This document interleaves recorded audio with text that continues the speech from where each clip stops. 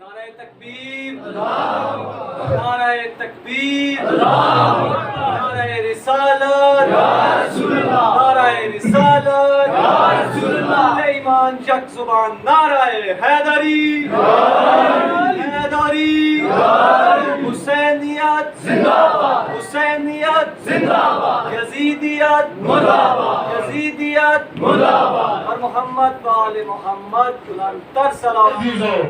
یہ تو اتفاق کہہ دیں یا اللہ کی پلانٹ کہہ دیں کہ اللہ نے ایک ایسا نظام بنا دیا ہے، ایک طرف سے محبت اہل بیت، مودت اہل بیت کو واجب و لازم قرار دیا ہے، ایسے ہی ہے نا، لازم قرار دیا ہے، اور دوسری طرف پیغمبر نے یہ فرما دیا ہے من ماتا علی حب آل محمد ماتا شہیدا، جو آل محمد کی محبت دل میں رکھتے ہوئے مر گیا وہ شہید بنتا ہے، اس کی موت شہادت کی موت ہوتی ہے۔ مگر میرے عزیزوں یاد رکھو یہ ولایت کی محبت کی مودت ہر وقت قلب انسانی کے اندر ہونی چاہیے۔ میں عرض کر چکا مودت کا معنی کیا ہے، محبت کا معنی یہی ہے کہ ہر حال میں، ہر لحظے میں ہمارا جسم، ہماری زبان، ہمارا دل اہل بیت سے جڑا ہوا ہونا چاہیے، چاہے ہم بازار میں ہوں تو بھی دل میں حسین ہو، چاہے ہم گھر میں ہوں تو بھی دل میں علی ہو، چاہے ہم یونیورسٹی میں ہوں، کالج میں ہوں، دفتر میں ہوں، جہاں بھی ہو ہمارا دل کسی کے ساتھ نہ لگے، اگر کسی کے ساتھ دل لگے تو اہل بیت کے ساتھ دل لگا ہونا چاہیے۔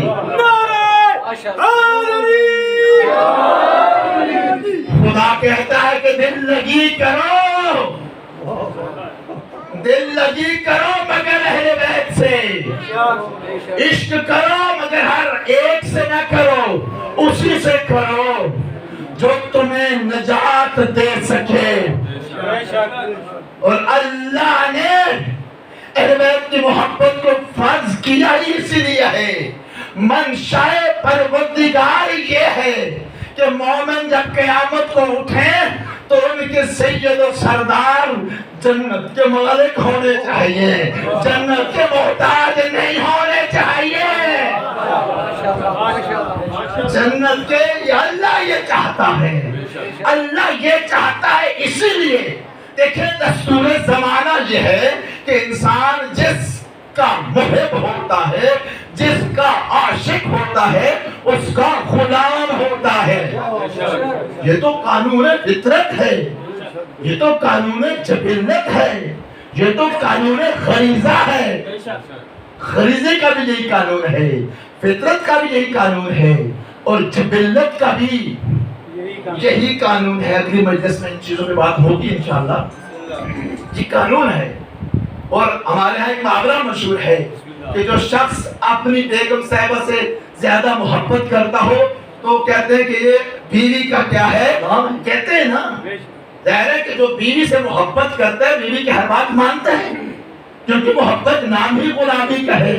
مگر یہ اللہ نے اس محبت کو قائم رکھا ہے، یہ غلامی نہیں ہوتی ہے، یہ منشاء پروردگار ہے کہ میاں بیوی جو ہیں ان دونوں کے دلوں میں اللہ نے محبت پیدا کی ہے ایک دوسرے کے ساتھ، یہ دونوں ایک دوسرے کی بات کو ٹالتے نہیں ہیں۔ اگر کوئی ٹالے تو اس کا مطلب یہ ہے کہ محبت سچی نہیں ہے۔ آپ کے میعاد کی مثال میں دے چکا ہوں، محبت سچی وہی ہوتی ہے کہ جہاں پہ ہر بات کو کیا کیا جائے، مانا جائے، ہر فرمائش کو پورا یہی محبت ہے نا۔ یعنی خدا یہی چاہتا ہے کہ تم کسی اور سے محبت مت کرو، محبت اہل بیت سے کرو تاکہ ان کی ہر فرمائش کو پورا کر سکو۔ کل بھی عرض کر چکا ہے من حب شیئا حشرہ اللہ معاہو، دنیا میں جو جس سے محبت کرتا ہے اسی کے ساتھ اس کو قیامت کو اٹھایا جائے گا، وَلَوْ كَانَ حَجَرًا، اگر وہ پتھر ہی کیوں نہ ہو۔ اللہ یہ چاہتا ہے۔ آج اس سوال کا جواب دینا چاہتا ہوں کہ اللہ نے محبت اہل بیت کو فرض کیوں کیا ہے؟ اس لیے کیا ہے کہ اللہ چاہتا یہ ہے مومن غلامی اختیار کریں کس کی؟ اہل بیت کی. یعنی دیکھیے امامت اور محبت اور امامت لازم اور ملزوم ہے. جو ہے محبت اور امامت لازم اور ملزوم ہے. جن اماموں کی محبت کا اللہ نے حکم نہیں بھی دیا نا، جن اماموں کی محبت کا اللہ نے حکم نہیں بھی دیا نا، ان کے پیروکار بھی ان سے محبت کرتے ہیں. دیکھ رہے ہیں نا، حالانکہ اللہ کا حکم نہیں ہے کہ ان کی تم نے محبت کرنی ہے جن کو تم نے بنا، لیکن کرتے ہیں. یہ فطرت ہے. جیسے انسان امام مانتا ہے اس کی کیا کرتا ہے، اس سے جو کہوں کہ جس سے محبت کرتا ہے اس کو انسان اپنا رہبر اور پیشوا مانتا ہے. لہذا خدا اس لیے کہہ رہا ہے قُلْ لَا أَسْأَلُكُمْ عَلَيْهِ أَجْرًا إِلَّا الْمَوَدَّةَ فِي الْقُرْبَىٰ. اجر رسالت سوائے قرابت دارانے نبوت اور رسالت کی محبت اور مودت کے کچھ بھی نہیں ہے. اور مقصد یہ ہے کہ تاکہ تم آل محمد کی امامت کو قبول کرو، آل محمد کی غلامی میں آ جاؤ، تاکہ کل محشر کا میدان ہو تو آگے آگے آل محمد کے امام ہوں. کہیں پہ علی ہوں، کہیں پہ حسن ہوں، کہیں پہ حسین ہوں، کہیں پہ علی زین العابدین ہوں، کہیں پہ محمد باقر ہوں، کہیں پہ جعفر صادق ہوں، کہیں پہ موسیٰ کاظم ہوں، کہیں پہ علی رضا ہوں، کہیں پہ محمد تقی ہوں، کہیں پہ علی نقی ہوں، حسن عسکری ہوں، اور زمانے کا امام قائم آل محمد ہو، اور ان کے پیچھے ان کے ماننے والوں کا لشکر جا رہا ہو.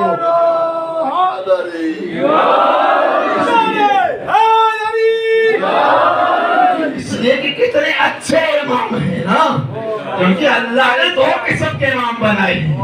ایک وہ امام ہے خدا یہ فرماتا ہے وَجَعَلْنَاهُمْ أَئِمَّةً يَدْعُونَ إِلَى النَّارِ. ایسے ائمہ بھی ہیں، ایسے امام بھی ہیں کہ جو لوگوں کو جہنم کی طرف دعوت دیتے ہیں، اور لوگ بھی ان کے پیچھے چل پڑتے ہیں. کل والی یاد ہوگی بات اِسْتَبَرَّأَ الَّذِينَ اتَّبَعُوا مِنَ الَّذِينَ اتَّبَعُوا. کہ جب کچھ امام اپنے پیروکاروں سے بیدار نظر آئیں گے کہ وہی امام ہوں گے تو دنیا میں تو لوگوں کو آگ کی طرف بلاتے ہیں اور وہاں بیدار ہو جائیں گے.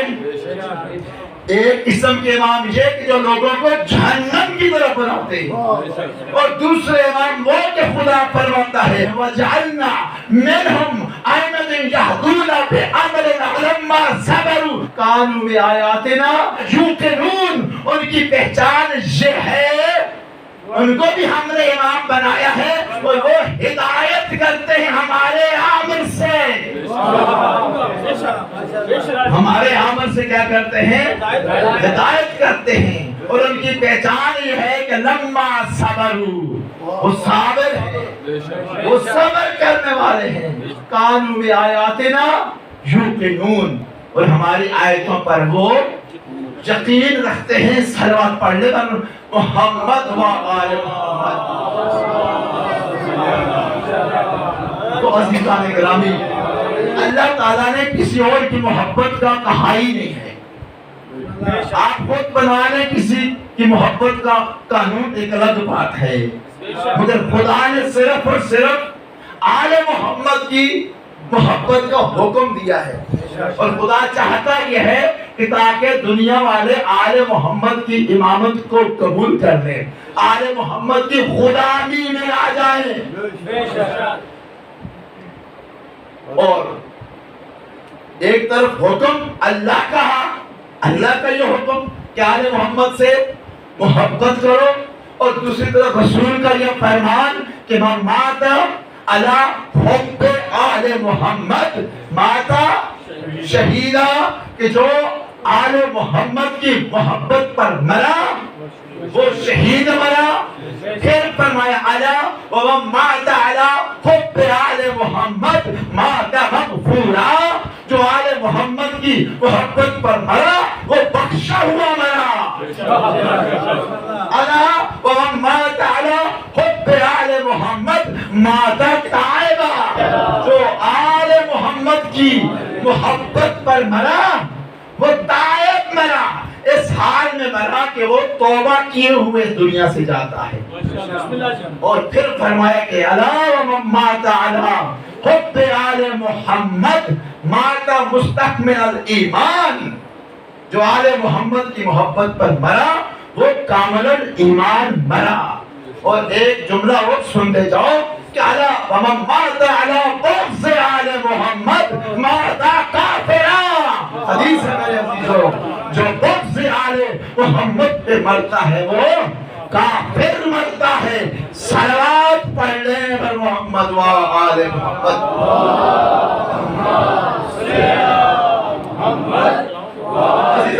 یہ ہے مقصد محبت کے فرض ہونے کا. یہ ہے مقصد فدائے محمد و آل محمد کا کہ تاکہ دنیا آل محمد کی امامت میں آ جائے, آل محمد کی ولایت میں آ جائے. یوم ندعو کل اناس بامامہم. محشر کے دن, قیامت کے دن تمام لوگوں کو ان کے امام کے ساتھ اٹھایا جائے گا, بلایا جائے گا.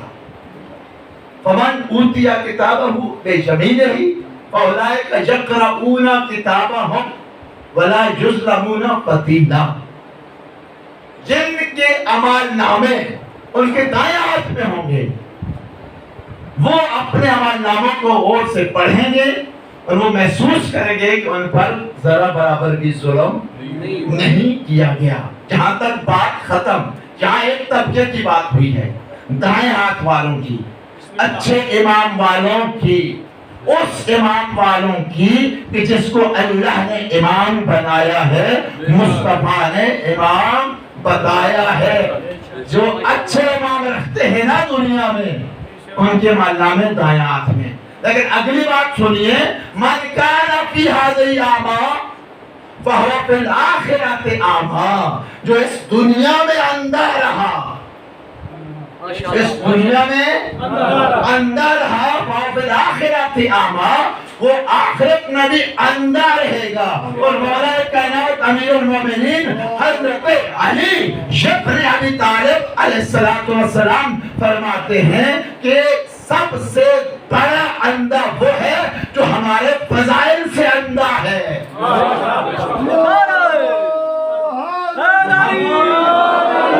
محمد کے فضائل سے اندھا ہے, وہ بڑا اندھا ہے, دل کا اندھا ہے, آنکھ کا نہیں. حیوانوں کی طرح دو آنکھیں تو رکھتا ہے مگر انسانوں والا دل نہیں رکھتا اپنے سینوں میں. جس دل سے محمد و آل محمد کی معرفت حاصل کر سکے, جو دنیا میں اندھا رہا وہ آخرت میں بھی اندھا ہوگا. کیوں؟ اس لیے کہ وہ اضل سبیلا, وہ سبیل سے بھٹکا ہوا تھا. اب سبیل کسے کہتے ہیں کچھ تو کرنے عرض کر چکا. آج سنیے معصوم کا فرمان, مولا امام محمد باقر علیہ السلام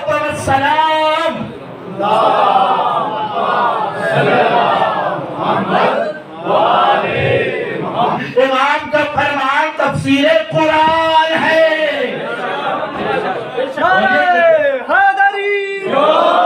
معصوم کا فرمان ہے, یہ وہ فرمان ہے کہ جس کے حق ہونے میں کسی بھی قسم کے شک کی گنجائش نہیں ہے. حضرت جابر نے سوال کیا مولا, پانچویں مولا سے, امام باقر سے, مولا سبیل کا کیا مطلب ہے؟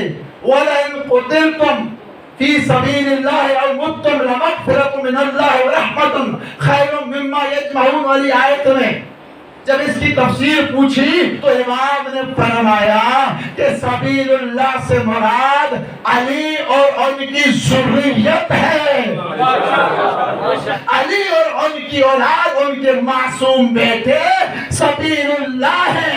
جب ہم کہتے ہیں کہ فلاں شخص فی سبیل اللہ قتل ہو گیا، فلاں شخص فی سبیل اللہ مارا گیا، اس کا مطلب یہ ہے کہ فلاں شخص ولایت علی میں قتل ہو گیا ہے، راہ امامت میں قتل ہو گیا ہے۔ حسینیت زندہ باد، حسینیت زندہ باد، یزیدیت مردہ باد، یزیدیت مردہ باد، انت الصلاۃ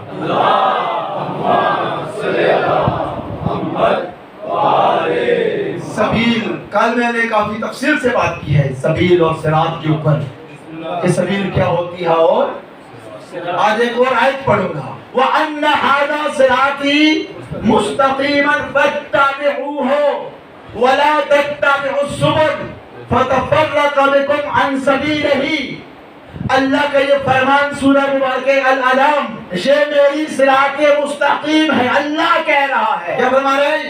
یہ میری صراط مستقیم ہے، فَاتَّبِعُوهُ، اسی صراط مستقیم کا اتباع کرو، وَلَا تَتَّبِعُوا السُّبُلَ، مختلف سبیلوں اور مختلف راستوں کو اختیار مت کرو، وَلَا تَتَّبِعُوا السُّبُلَ، ہوگا کیا؟ فَتَفَرَّقَ بِكُمْ عَنْ سَبِيلِهِ، جب تم مختلف راستوں کو، مختلف سبیلوں کی اتباع شروع کرو گے تو وہ تمہیں ہماری سبیل سے بھٹکا دیں گے۔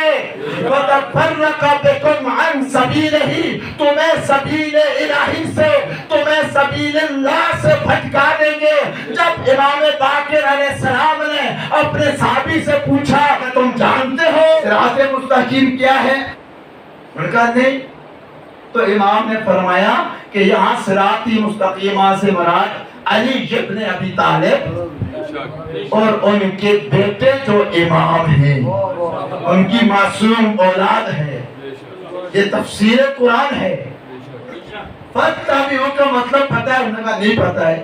تو مولا نے فرمایا اس کا مطلب یہ ہے کہ امام کے راستے پہ چلو، امامت کے راستے کی اتباع کرو، علی کی اتباع کرو، حسن و حسین کی اتباع کرو، 12 اماموں کی اتباع کا حکم ہے۔ یہ ہے سبیل الہی، وَأَنَّ هَذَا صِرَاطِي مُسْتَقِيمًا فَاتَّبِعُوهُ، اسی صراط مستقیم کی تم نے اتباع کرنی ہے، کسی اور کی نہیں۔ آگے آیت کا جملہ ہے وَلَا تَتَّبِعُوا السُّبُلَ، مختلف سبل، سبل سبیل کی جمع ہے، مختلف سبل، مختلف راستوں کی اتباع نہ کرنا، یعنی وہیں سے ایک راستے کا حکم ہے۔ ایک جواب تو آیت کے اندر ہی آ گیا نا، وہ جو کہتے ہیں کہ جس کو چاہو پکڑ لو، یہ سارے ہدایت کے ستارے ہیں۔ مولانا نے پھر پوچھا یہ بتاؤ کہ یہ وَلَا تَتَّبِعُوا السُّبُلَ، مختلف سبیلوں کو مت پکڑو۔ مولانا نے پوچھا اس کا کیا مطلب ہے تمہارے خیال؟ مجھے نہیں پتا، اس نے کہا، صحابی نے کہا۔ تو مولانا نے کہا اس کا مطلب یہ ہے کہ مولا علی کے جتنے بھی حریف تھے، جتنے بھی سیاسی مخالفین تھے، ان کی اتباع مت کرو۔ وَلَا تَتَّبِعُوا السُّبُلَ، ہوگا کیا جب تم اللہ کی سبیل کو، علی اور آل علی کی کو چھوڑ کر اوروں کو اختیار کرو گے تو ہوگا یہ فَتَفَرَّقَ بِكُمْ عَنْ سَبِيلِهِ، پھر وہ تمہیں اللہ کی سبیل سے بھٹکا دیں گے، سبیل الہی سے دور کر دیں گے، جدا کر دیں گے، تو فرقہ آ جائے گا۔ فَتَفَرَّقَ بِكُمْ عَنْ سَبِيلِهِ، کون سی سبیل؟ وہ اللہ کی سبیل، علی اور آل علی ہی سبیل اللہ ہے۔ اللہ کی سبیل ولایت ہے، ولایت، یہ ولایت آدم سے چلی ہے۔ اب کیونکہ پیغمبر کے بعد نبوت کا دروازہ بند ہے تو سبیل نے آگے بھی بڑھنا ہے، تو سبیل کے آگے بڑھنے کا راستہ بتا دیا کہ سبیل کی فرد اول کا نام علی ہے، پھر حسن ہے، پھر حسین ہے، اور 12 امام تک اللہ کی سبیل ہر زمانے میں موجود ہے۔ تو سبیل اللہ ولایت آل محمد ہے۔ اب سنیے سورہ فرقان آیت نمبر 27. یوم یعض الظالم علی یدیہ، ظالم قیامت کے دن اپنے ہاتھوں کو کاٹے گا دانتوں سے. جب انسان اپنے ہاتھوں کو کاٹتا ہے، جب بہت ہی افسوس ہوتا ہے، جب بہت بڑا پچھتاوا ہوتا ہے، تو بندہ پہلے اپنی ہتھیلی ملتا ہے ایسے. زیادہ پریشانی ہو، زیادہ افسوس ہو تو اپنے ہاتھ کاٹ دیتا ہے. وہاں پشمانی کا یہ عالم ہوگا کہ کہنا آئے ہو میں نے کیا کر دیا دنیا میں، اتنا افسوس. ایسے کوئی تھال پہ ہاتھ مارتا ہے تو کوئی ہاتھوں کو کاٹتا ہے. اب قرآن نے تعبیر دی ہے وَيَوْمَ يَعُضُّ الظَّالِمُ، ظالم اپنے ہاتھوں کو اپنے دانتوں سے کاٹے گا اور کہے گا یقول یا لیتنی اتخذت مع الرسول سبیلا، کاش دنیا میں نے رسول کے ساتھ سبیل کو بھی پکڑا ہوتا. نعرہ تکبیر، اللہ اکبر، نعرہ تکبیر، اللہ اکبر، نعرہ رسالت، نعرہ رسالت، کل ایمان، نعرہ حیدری، حیدری، بلندتر صلوات. میں عرض کر چکا کہ سبیل کے بارے بار بار مجھے بتانے کی نوبت نہ پیش آئے. ہر زمانے کا وہ امام جس کو اللہ نے امام بنایا ہے، اس کو اللہ نے ہمارے اور اپنے درمیان واسطہ و فیض بنایا ہے، اسے سبیل بنایا ہے. زمانے کا امام سبیل اللہ ہے. یا ویلتا لیتنی لم اتخذ فلانا خلیلا، کاش کہ میں فلان کو اپنا آقا اور خلیل نہ بناتا. کیونکہ سبیل سے بھٹکانے والا تو وہی تو ہے، وہی تو شیطان کا چہرہ ہے، بلکہ وہی تو بڑا شیطان، بڑا ابلیس ہے جس کو میں دنیا میں جھپتا رہا، پوجتا رہا، جس کو میں نے خلیل بنا رکھا تھا.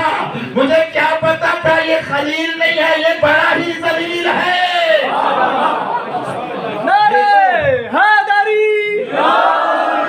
یہ تو ابلیس کا بھی باپ نکلا، مگر یہاں نہیں پتا چلا اسے دنیا میں، وہاں محشر میں پتا چلے گا. تو پھر وہ کہتا ہوا نظر آئے گا. پہلا افسوس یہ کرے گا کہ یا لیتنی اتخذت مع الرسول سبیلا. دوسرا افسوس یہ کرے گا یا ویلتا لیتنی لم اتخذ فلانا خلیلا. عزیزو جی جو ہم فلاں کی بات کرتے ہیں اپنے پاس سے کہاں کرتے ہیں؟ یہ تو قرآن نے بتایا ہے. ایرا غیرہ نتو خیرہ کے نام مت لو، یہ باتوں کی مجلس ہے، کی مطلب ہے. اگر ضرورت پیش آ جائے قرآن کہہ کر نکل جاؤ.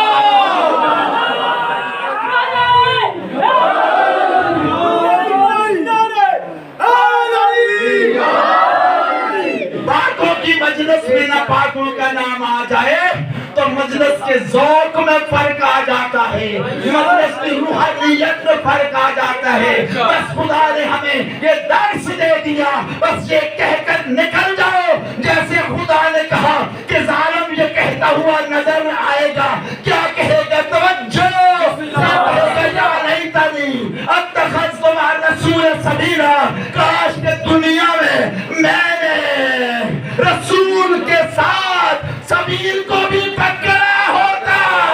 مگر سبیل کو کیوں نہ پکڑ سکا؟ اس لیے نہ پکڑ سکا یا ویلتا لیتنی لم اتخذ فلانا خلیلا. فلاں خلیل نے، فلاں ذلیل نے مجھے سبیل سے بھٹکایا.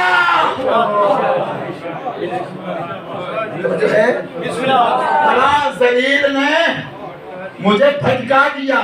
اور یہ میں نہیں کہہ رہا ہوں، یہ میری تفسیر، میرے تشریح نہیں ہے. اگلی آیت بتا رہی ہے، اگلی آیت خود بتا رہی ہے.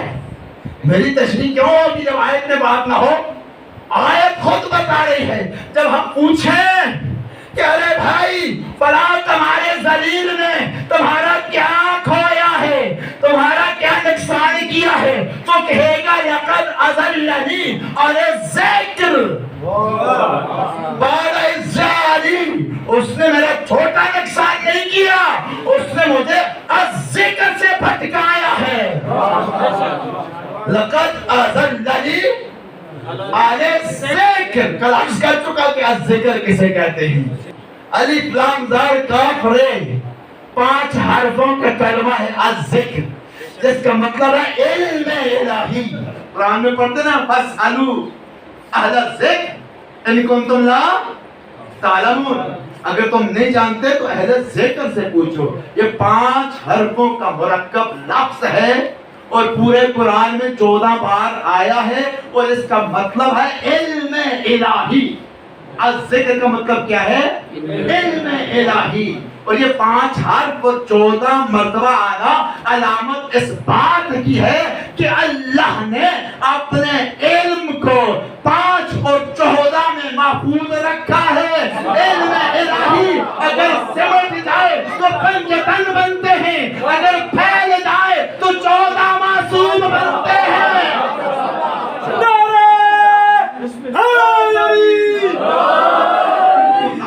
یا محمد یا علی،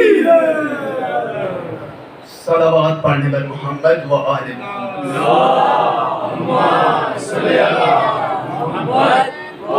وہ جو افسوس کر رہا تھا، بات اس کی سنے ابھی، وہ جو افسوس کر رہا تھا کہے گا کہ مجھے افسوس اس بات کا ہے کہ میں نے رسول کے ساتھ سبیل کو کیوں نہیں پکڑا۔ فَتَفَرَّقَ بِكُمْ عَنْ سَبِيلِهِ، یعنی دوسرے رستوں کو پکڑ لیا اور سبیل سے انہوں نے اس کو جدا کر دیا۔ تو وہاں وہ کہے گا کاش کہ فلاں کو میں نے اپنا خلیل نہ بنایا ہوتا۔ تو انہوں نے کیا کیا؟ یہ کیا لَقَدْ أَضَلَّنِي عَنِ الذِّكْرِ، انہوں نے مجھے تو ذکر سے بھٹکا دیا۔ یہ ذلہ وہی ہے جو ظالمین میں آتا ہے، کل بتا چکا، ذکر سے بھٹکا دیا۔ لقد اضلنی عن الذکر بعد اذ جاءنی، حالانکہ ذکر میرے پاس آ چکا تھا۔ ذکر علم الہی جس سینے میں موجود ہے وہ ذکر ہے، زمانے کا امام۔ لقد اضلنی عن الذکر بعد اذ جاءنی وقال الشیطان للانسان خذورا، شیطان کو بھی یہ کام ہے کہ وہ انسان کو ہمیشہ ورگلاتا رہتا ہے، شیطان تو ہمیشہ انسان کو بھٹکاتا ہے۔ اچھا یہاں تک اس کی بات ہوگی نا تو فوراً رسول اللہ کی بات آ جائے گی۔ قال الرسول یا رب ان قومی اتخذوا هذا القرآن مہجورا، میرا اللہ میری قوم نے، کسی اور کی بات نہیں ہے، جو قوم میں چھوڑ کے آیا تھا۔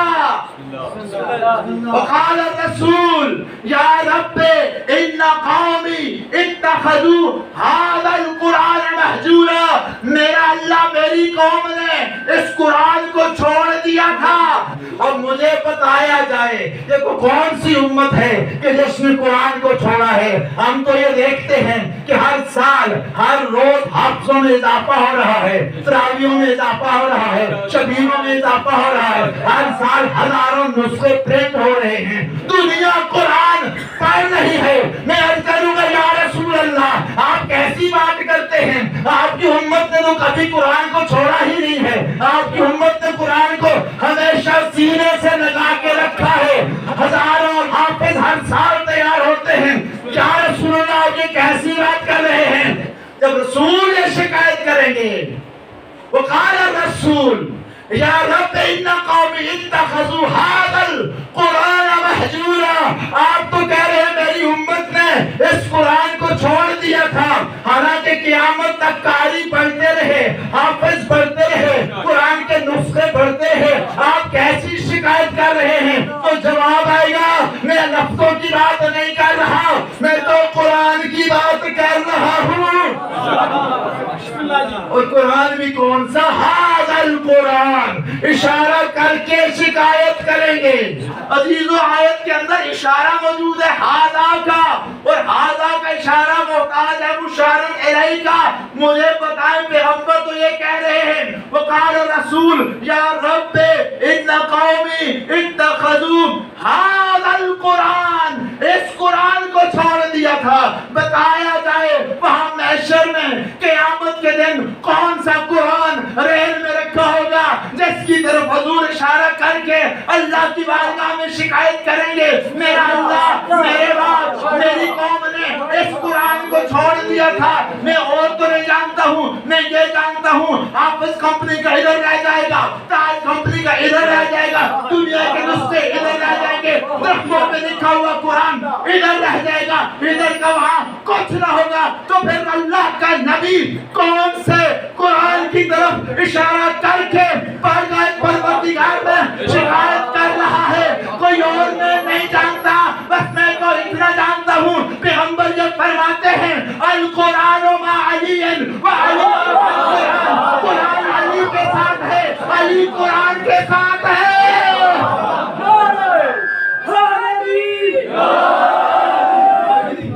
کوئی اور قرآن تو نہیں ہوگا مگر علی وہاں ہوگا. علی کی طرف رسول اشارہ کریں گے اور اللہ کی بارگاہ میں شکایت کریں گے.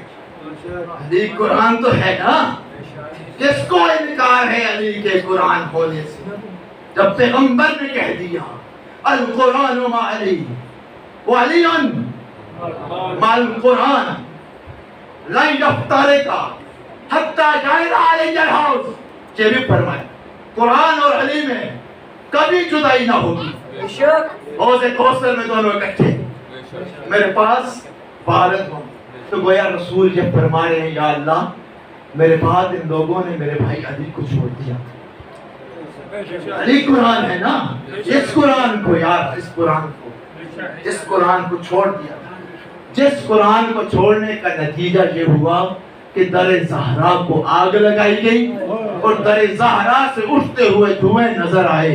اگر دنیا نے اس قرآن کو نہ چھوڑا ہوتا, جو قرآن اللہ کا نبی دے کر گیا تھا, اللہ کا نبی علی کی صورت میں قرآن دے کر گیا تھا, اس لیے کہ قرآن پتوں پہ جو لکھا ہوا تھا وہ الفاظ قرآن تھے. حقیقت قرآنی اللہ کے رسول نے سینہ علی میں رکھا تھا, علی کے سینے میں منتقل کر کے رکھا تھا.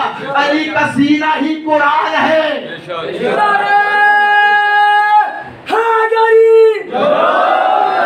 کہتے ہیں کہ شیعہ قرآن میں تحریف کرتے ہیں, وہ کہتے ہیں کہ ان کا قرآن امام مہدی کے پاس ہے. ہاں میرے عزیزوں, امام مہدی کے پاس قرآن ہے یا نہیں ہے؟ امام مہدی خود قرآن ہے, کیونکہ یہ وہ سینہ ہے امام زمانہ کا کہ جس سینے میں اللہ نے اپنی پاکیزہ کلام کو محفوظ رکھا ہے. اللہ کا یہ وعدہ ہے اِنَّا نَحْنُ نَزَّلْنَا الذِّکْرَ وَإِنَّا لَهُ لَحَافِظُونَ, ہم نے اس قرآن کو نازل کیا ہے, ہم ہی اس کی حفاظت کرنے والے ہیں. ہمارا قرآن تمہارے حافظوں کی حفاظت کا محتاج نہیں ہے, ہمارا قرآن تمہاری کمپنیوں کی حفاظت کا محتاج نہیں ہے, بلکہ ہم نے کچھ سینے ایسے بنا رکھے ہیں جن سینوں میں ہمارا قرآن محفوظ رہے گا. بل ہوا آیاتن بشراتن فی صدور الذین اوتوا العلم, بلکہ کچھ سینے ایسے ہیں کہ جن کو علم دیا گیا ہے, ان سینوں میں قرآن کی آیات محفوظ ہیں. مگر عزیزوں, رسول کی شکایت, کوئی قرآن کو چھوڑ دیا, یعنی ناطق کے قرآن کو چھوڑ دیا, وارث قرآن کو چھوڑ دیا, الفاظ قرآن کو پکڑ لیا. بس عزیزوں, قرآن کو چھوڑنے کا نتیجہ یہ ہوا کہ در زہرا پہ حملہ ہوا اور سب سے پہلے اس دروازے کو آگ لگائی گئی میرے عزیزوں، جس دروازے پہ صبح بھی اللہ کا رسول آ کے رک جاتا، شام بھی اللہ کا رسول آ کے رک جاتا۔ بات اتنی ہی نہیں ہے، یہی وہ دروازہ ہے کہ جس وقت رسول اکرم کی رحلت کا وقت قریب آتا ہے تو اسی دروازے پہ حضرت اسرائیل آ کے دستک دیتے ہیں، دکر باب کرتے ہیں۔ بی بی فاطمہ زہرا صلوات اللہ علیہا پوچھتی ہے کہ کون آنے والا ہے؟ تو جواب ملتا ہے نبی سے ملنا ہے۔ تو بی بی فرماتی ہے کہ ابھی تو میرے بابا آرام فرما رہے ہیں، میرے بابا کو بخار ہے، لہذا آنے والے ابھی پلٹ جا، بعد میں آ جانا۔